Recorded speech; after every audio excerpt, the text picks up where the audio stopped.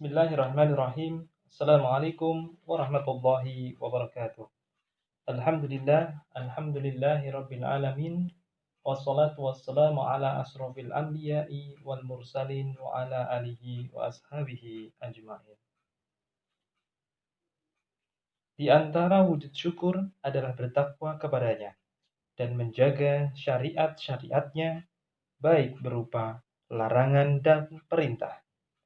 Semua itu merupakan wujud penghambaan dan peribadahan kepada Allah Subhanahu wa Ta'ala. Sekiranya dilakukan dengan ikhlas dan bersih dari hal-hal yang merusak amalan, maka insya Allah amal tersebut dapat menghantarkan menuju surga dan keridhoannya. Karena itu, marilah kita senantiasa bertakwa kepada Allah Subhanahu wa Ta'ala dan menjaga ketakwaan itu hingga ajal tiba kita.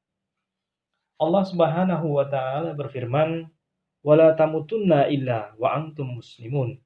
Dan janganlah kalian mati kecuali dalam keadaan berserah diri kepadanya. Al-Quran Surat Ali Imran ayat 102.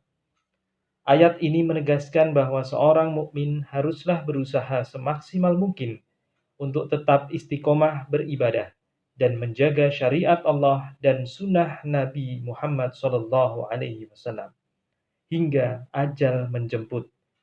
Dan agar ibadah diterima diberikan pahala oleh Allah, kita wajib membersihkan amal perbuatan kita dengan memurnikan amal tersebut hanya kepada Allah Subhanahu wa Ta'ala saja. Tidak diiringi dengan hal-hal yang membatalkan amal atau pahala.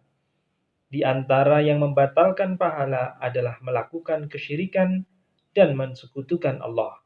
Allah Subhanahu wa Ta'ala berfirman, "Ya ayyuhalladzina amanu atiiullaha wa atiiur rasul wa la tubtilu a'malakum." Wahai orang-orang yang beriman, taatlah kepada Allah dan Rasulullah dan janganlah kamu merusak pahala amal kalian. Al-Quran Surat Muhammad ayat 33. Ketaatan seorang mukmin kepada Allah Subhanahu wa Ta'ala adalah ibarat air bagi ikan dan udara bagi manusia, sebab ketaatan itulah yang menghidupkan hati dan aktivitas kebaikan. Ketaatan yang diikuti dengan ketaatan berikutnya akan menghantarkan kepada akhir yang baik atau disebut dengan husnul khatimah. Ketaatan yang berkesinambungan dapat melahirkan cahaya iman dan menghapus dosa serta membersihkan jiwa. Cahaya yang menerangi jalan hidup menuju Allah Subhanahu wa Ta'ala. Sebaliknya, ketika seorang mukmin tidak melakukan ketaatan kepada Allah, maka pancaran cahaya dari Allah juga akan terhalang, sehingga membuat jalan yang dilaluinya terasa gelap. Maka ia pun mengalami kesedihan dan kepayahan. Allah Subhanahu wa Ta'ala berfirman, "Wa man lam yaj'al lillah lahu nuran fama lahu min nur." Barang siapa yang tidak diberi cahaya oleh Allah Subhanahu wa Ta'ala, maka tidak ada sedikit pun cahaya padanya.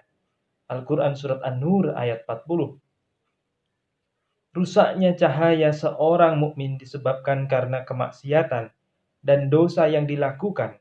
Kemaksiatan selalu menyebabkan kehinaan, kerendahan, kesempitan, dan kecelakaan.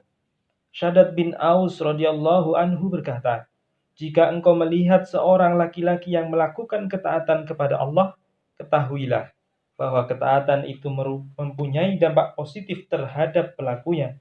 Demikian halnya jika seseorang melakukan keburukan, maka itu akan menjadikan dampak yang negatif bagi pelakunya."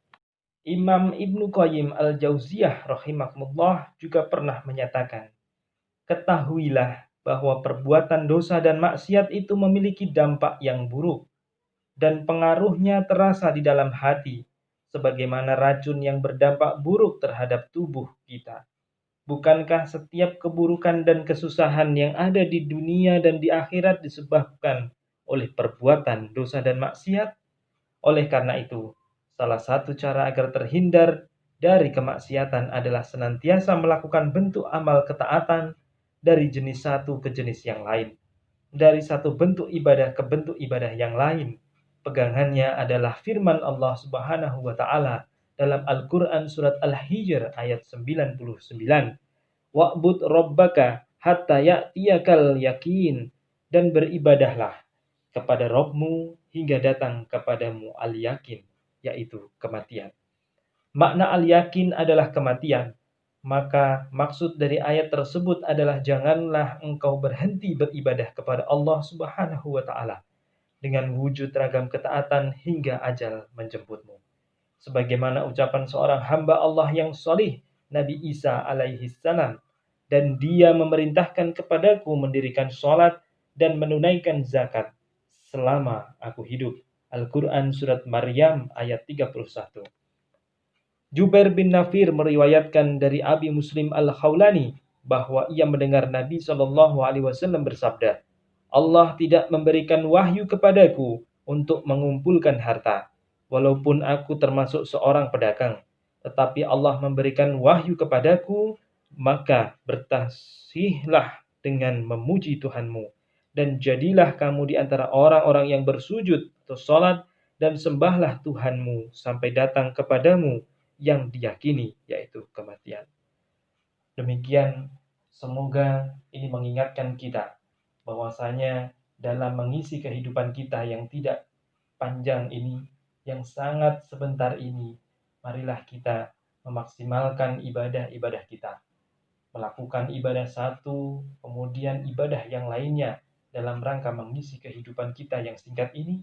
Semoga kita dipertemukan dengan Allah. Kematian kita nanti dengan kematian husnul khatimah, yaitu dalam keadaan bertakwa, beribadah kepada Allah Subhanahu wa taala, sehingga ketika kita bertemu dengan Allah Subhanahu wa taala nantinya, kita digolongkan ke dalam golongan orang-orang yang beriman dan bertakwa. Amin, amin ya rabbal alamin. Cukup sekian, wabillahi taufik wal hidayah. Wassalamualaikum warahmatullahi wabarakatuh.